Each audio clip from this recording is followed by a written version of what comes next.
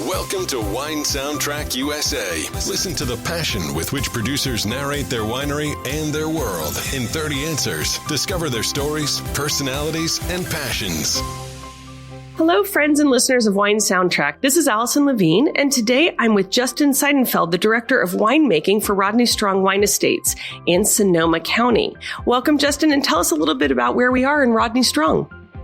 Thank you. Yeah, we're at our winery in Hillsborough, California, which is in the northern part of Sonoma County. It's a historic winery that Rodney built in the late 60s and is kind of right in the epicenter of Chalk Hill, Russian River Valley, and the Sonoma Coast AVAs. Great. And tell me a little bit about Rodney Strong. Who was he? Rodney was a world-famous ballet dancer. He danced for the Russian Ballet Corps, was the first American to do that, danced on Broadway, and was really a superstar of his time. When he retired from dancing, he came out to California and started the winery in 1959. So we're about to celebrate our 60th anniversary of being a winery. And he was a visionary in the wine industry. And we're on your estate property where you have vineyards. How many acres of vineyards are estate owned, and are you purchasing any other fruit? We own approximately 1,350 acres of vineyard, which is about 40% of the grapes we use. We buy fruit from approximately 150 growers, ranging from less than a ton, from some old Dry Creek Zinn vineyards to several hundred tons from other growers. Wow, that's a lot of grapes. What are the grapes that you're working with? We kind of make everything under the sun. We are a traditional winery, so our backbone varietals are Cabernet, Chardonnay, Sauvignon Blanc, Pinot Noir. But I make bits of Zin, I make Grenache Blanc, I make Petit Syrah, I make Gewürztraminer, make different rosés. So in all, I make almost 50 different wines. Wow. And what's your total case production? We are just about 850,000 cases. So I can assume at that production level, we can find your wine across the country?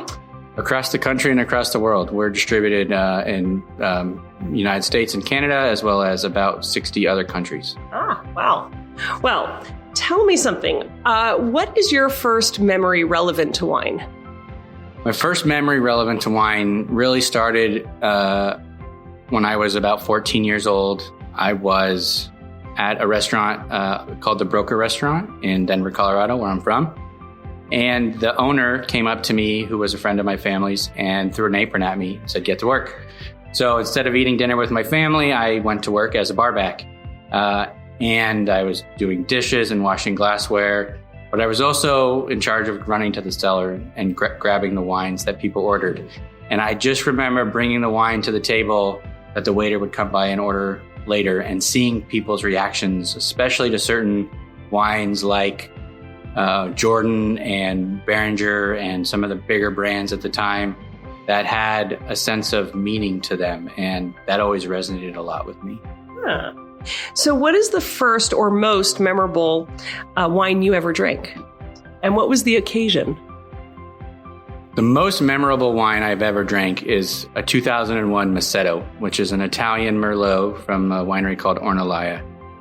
I've had other wines that were important to me prior to that. This wine I had amongst some of my peers, and was the wine that was my aha wine. It was the wine that inspired me to try to become the winemaker that I'm working on right now. And I was with Geneviève Jensens, who's the director of winemaking at Robert Mondavi, as well as Gustavo Gonzalez, who was my boss there.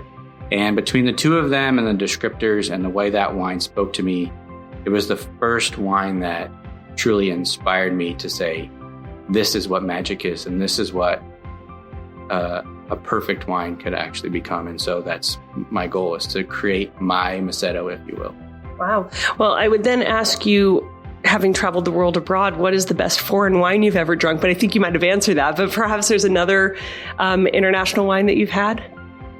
So the other great wine that I've had is in Argentina. I was with the wine grower for Catena, a guy named Luis Regionado, as well as the winemaker for Catena, Alejandro Vigil. And we were at Alejandro's winery called El Domingo. And we were doing this very in-depth soils, wine, vineyard discussion with me and Ryan Decker, our director of estate vineyards, as well as Greg Marthel, our winemaker for Davis Bynum. And this tasting started, and it was, 50 wines deep.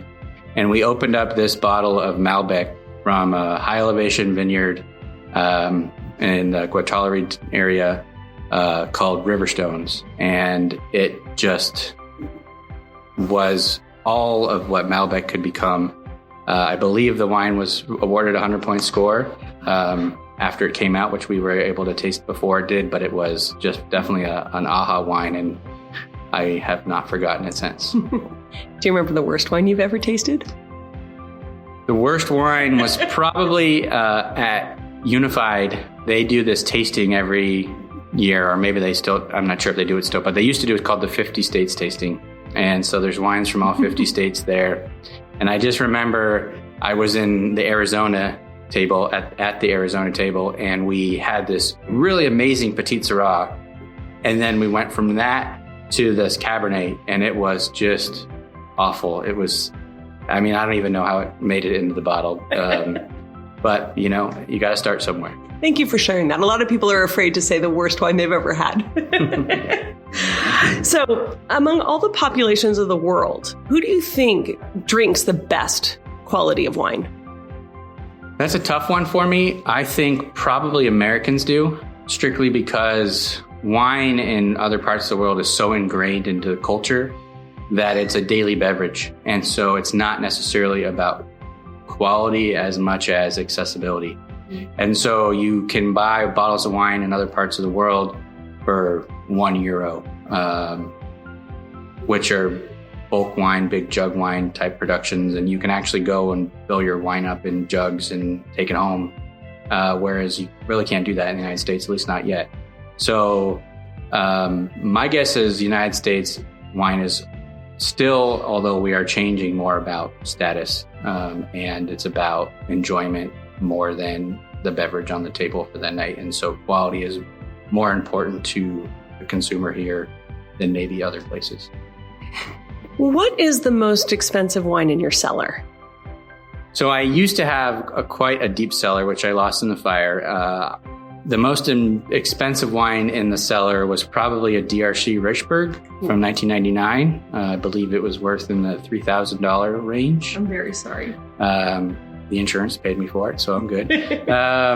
But it was either that or I had a 1976 Petrus, and I don't know how much that was worth, but that could have been up there as well. And, I apologize that you lost everything in the fire, but curious, have you been rebuilding your cellar, and what are you focusing on as you do that? Just sort of started rebuilding the cellar. Right now, it's a bunch of wines from Argentina. When I reached out to my friends there, and they reached out to me, they sent me some wines that I had lost. And then I don't have too much French wine yet, but I'm also collecting quite a lot of Colt Pinot, like Cirque and the Anniversary, Costa Brown and Kistler and things like that. Do you think there's such thing as a perfect variety? No, but if I was to name what I would say is the closest, it would be Merlot. And I know people are probably just not going to turn this, not to listen to me anymore, but Merlot is a varietal was the original noble varietal. It was the wine of the kings. And it's a wine that can be soft enough to drink with more delicate foods, but it's also a wine that can be robust enough to handle heavy foods. It's a wine that can be soft and sensual or structured and austere. And I think that the structure of a great Merlot like Macedo is the best balance between a big Cabernet and a light Pinot. I like that. What's your opinion of wine critics and scores? It's a love-hate. I have goals, obviously, and one of them is to achieve that 100-point score from one of the major critics. However, it's a necessary evil, and I definitely appreciate what they do, and I'm sure it's very difficult, and they help people figure out something complicated like wine, and so there's definitely a reason for that, and I just hope one day I'm able to impress them the same way that others have in the past. So getting down to wine as a consumer, red, white, or rosé? Typically white. would be my way of starting off a new consumer, because they're wines that are approachable and can lead to the development of a palette of flavors more so than reds, because I think reds have more layers in between the fruit and the terroir of the place than whites do. And what about you as a drinker? Red, white, or rosé? For me, it's red. It's either Merlot or Pinot Noir is my usual wine of choice. Although I've become a fan of blends lately, especially our Upshot. And I think that blends allow the winemaker to speak and allow some of the pretension to disappear from that cult cab or whatever it may be. And it's more about the enjoyment of the wine and how it all comes together as a mix of all the varietals. And what would you say, still or sparkling? I love sparkling, but I would say still is more of a generalized wine, but never go wrong with some good bubbles. And when you were having to pick those bubbles, champagne or from somewhere else? I'm sort of biased, and my first winery I worked for is Iron Horse Vineyards, so Iron Horse is sort of my go-to, but I would say champagne if I could afford it. So you make a lot of different wines and you're drinking a lot of different wines. And obviously pairing with food is a very important part of what we do. What's your opinion of pairing wine and food? Do you feel that the rules of white wine and fish, red wine and meat, or something like that fall in line, or how do you approach it? I think they do. I'm not a foodie. I'll just come out and say it, and most wine drinkers are, but I'm fairly sensitive to flavors. So really intensely complex foods sometimes don't work for me. I like simpler flavors that are just really well done. But I would say you're not going to drink a Sauvignon Blanc with a filet or a New York with a dark sauce. It just won't add up.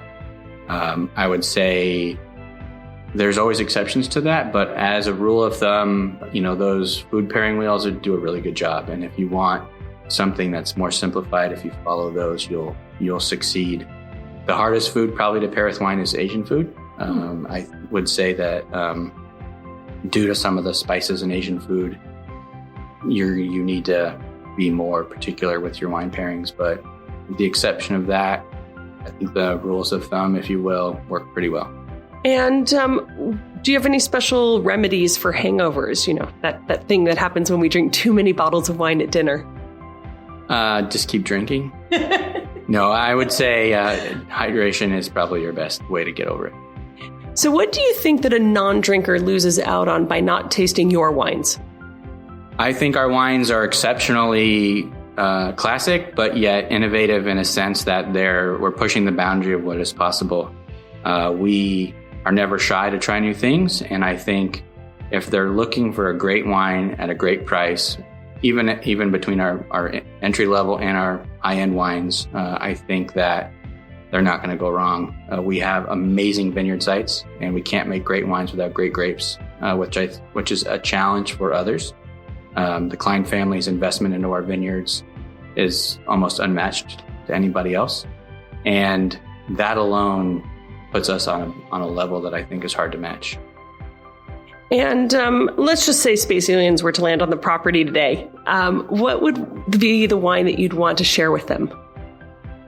I think the wine I would share with them is a new brand of ours called Rowan Wine Company, and the wine is actually still called Rowan. It's a red blend of Cabernet,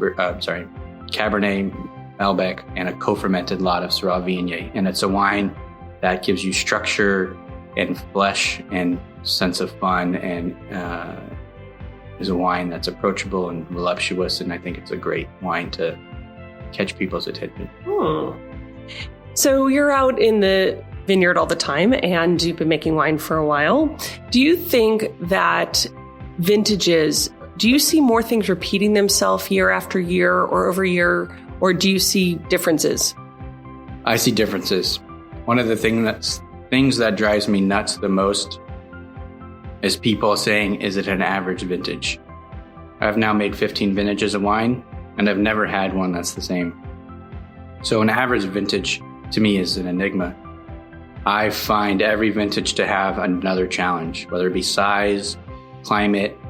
I've had vintages that we have weird dew point issues where we get a lot of moisture buildup on the grapes, so the sugars come in lower than we think. We've had vintages where it's the exact opposite, where we have very dry weather, low humidity, as well as high dew points. So we have excessive desiccation. So our acids are imbalanced compared to the sugars because they're ripening artificially, and everything in between. So every vintage is different. There's always a challenge. And when you overcome that challenge, there's always a sense of satisfaction that's different from previous vintages. Do you think that there are any signs or omens that you can capture that will predict the outcome of a harvest? I would say that the answer is no. There are definitely things we look for, like the timing of bloom and how prolonged the set is. If we get a big rain in the middle of crush, that's going to be an indicator on how that crush is going to be seen for years to come. But if you look back in our recent past, there are several vintages that have been panned due to the weather. 2000, 2011. And if you taste those wines today, they're some of the superstars, because while at the time, for whatever reason, those vintages were panned due to moisture or temperature or rain or whatever it may be, now the way that those wines have aged, they've done better than wines that were lauded as world-class vintages that have fallen off much quicker. And now, so I think it's just, there's no easy decision of whether a vintage is good or bad, or is going to be good or bad early on, or even when we're done. Do you have any good luck rituals for when harvest is about to start? My rituals are I like my team to know that I'm with them from the start to the finish. So I always dig out the first truck and the last truck, and I always dig out the first tank and the last tank. And I do that because I want all of the people that I work with, that I lead, to know that when I ask them to do something, I'm with them from start to finish. And I think by starting the crush and finishing the crush, they know that I'm, being on those bookends. It's a kind of a morale builder for both me and for them. And so that's my main ritual. Oh, I like that ritual. Teamwork. Many producers walk in their own cellars and they speak to the wine in the barrels. Do you? Do you speak to your grapes, or do you speak to them in the barrels? And if so, what do you say to them? I speak to them more in the vineyard while I'm walking than in the barrels. But, they're my babies. So that's what I refer to them as. And I pat the barrels, and I, just greet them. How are you? Those kinds of things. We don't have really in-depth conversations, because then I might get put in a loony bin and not get to do my job anymore. But more in the vineyards, I talk to the vines. As I'm tasting and looking at the vines, I sort of try to get their sense of how they're feeling. Do they feel healthy? Do they feel like they need anything? And I'm looking at the vines, I'm looking at the leaves and the way the clusters are situated, if there's dimpled or desiccated or whatever, and sort of have our dialogue that way. Usually there's another person with me, and so it's really talking to them and not the vine, but yes. And did I hear you say that you play music to your wines? Not to my wines in the cellar, but while I'm in the blending room, I'll be listening to music regularly. The main people we listen to is Billy Joel, Mumford & Sons, and different country music right now has sort of been the highlights. Some people read tea leaves in the bottom of a cup that will tell them the future or the past. If you could read the bottom of a red wine glass, what would you want it to tell you? I have no idea. I kind of live day in and day out. I don't try to read too far ahead, just the way I live my life, and try to live in the moment. So I'm not overly concerned about what happens next month or next year. So when you were a little kid, what did you want to be when you grew up? I wanted to be a professional mountain biker. And that's actually why I'm a winemaker now. It so happens because when I was a big mountain biker my whole childhood, all the way up through high school.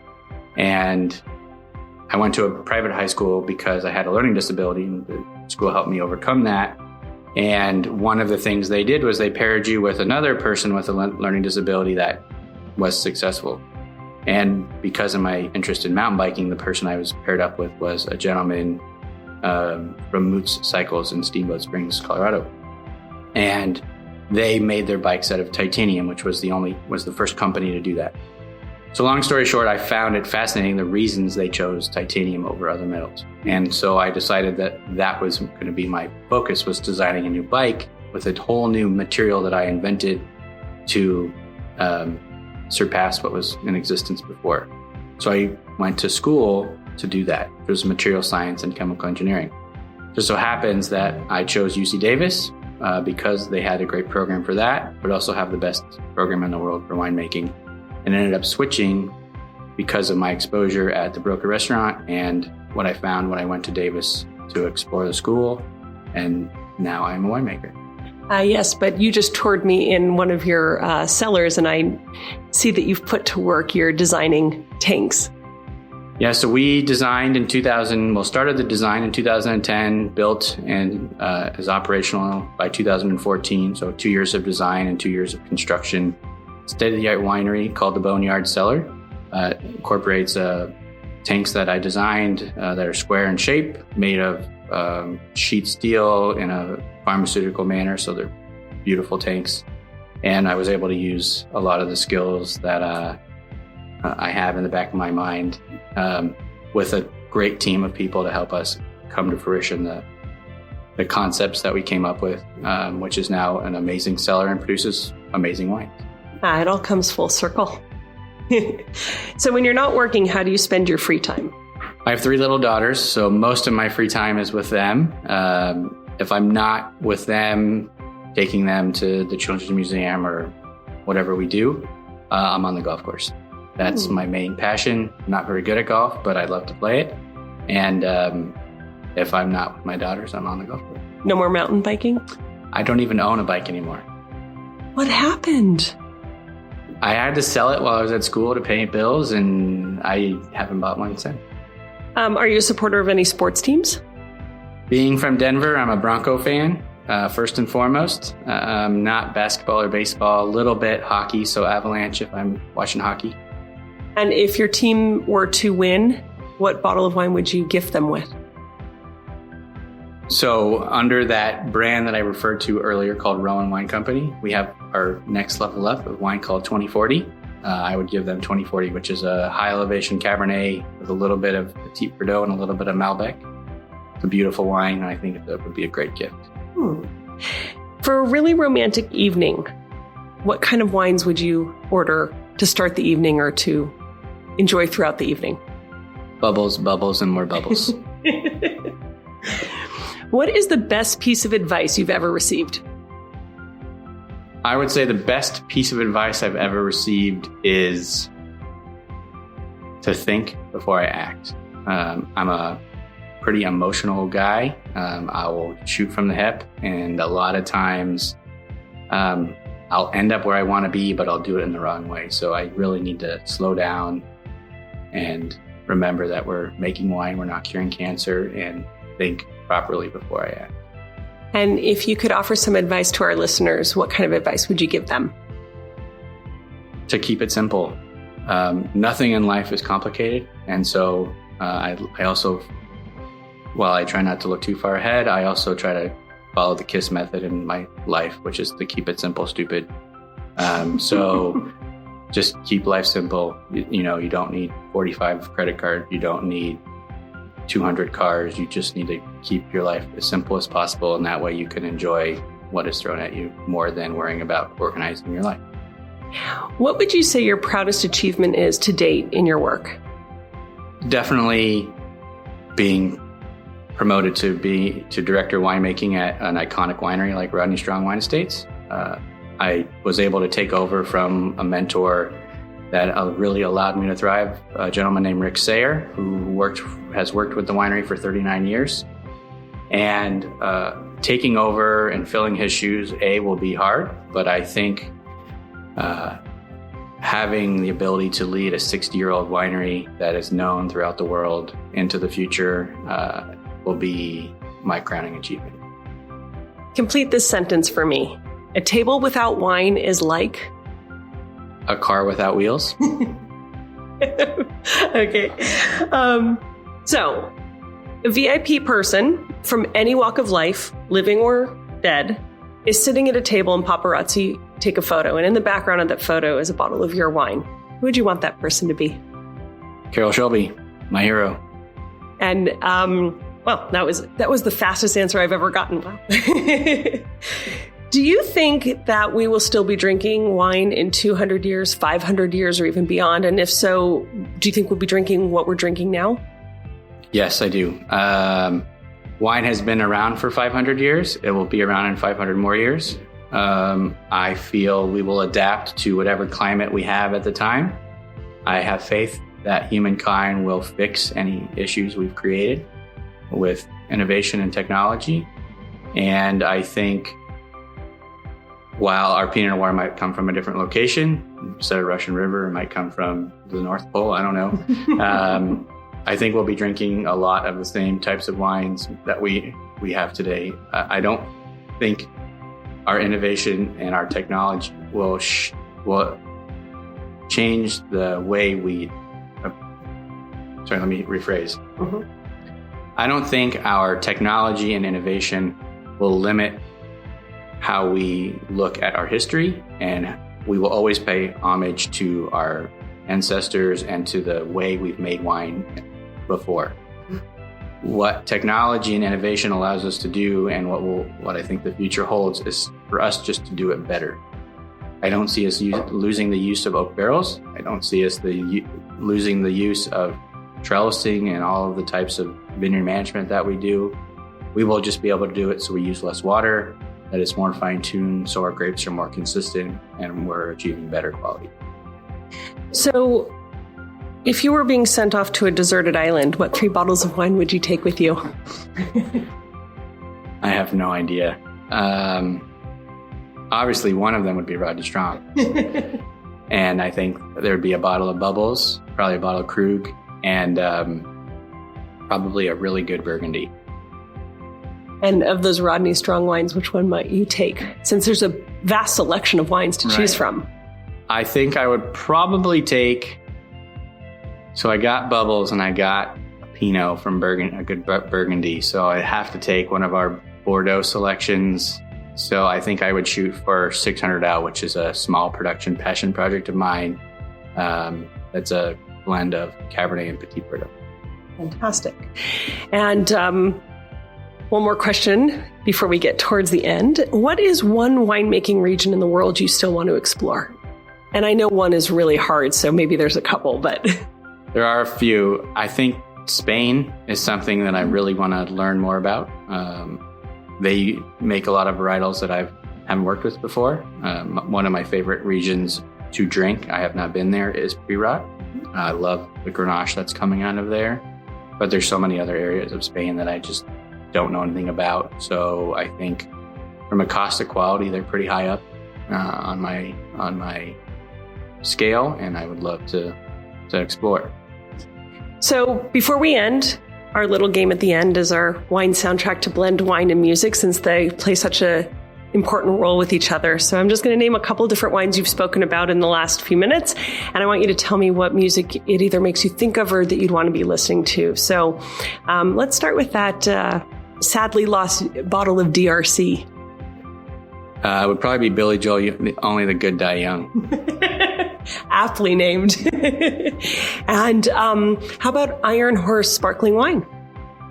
For that, I would probably say, because my wife and I really came close there. We were already dating, but we spent a lot of time there when I was working, and that's kind of when I knew she was the one. So our favorite songs at the time from John Mayer, so probably something from him.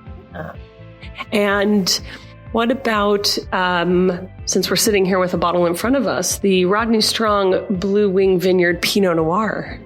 So that is one of my favorite wines. It comes from an area called the Petaluma Gap, which is a new AVA.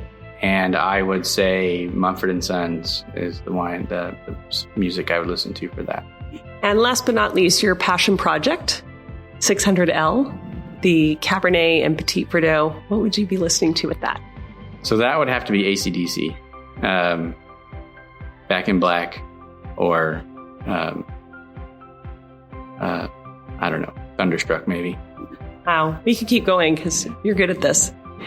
Well, I want to thank you so much for joining us today. And Justin, before we go, if you can just remind people where they can find your wines and if they can come visit you and where.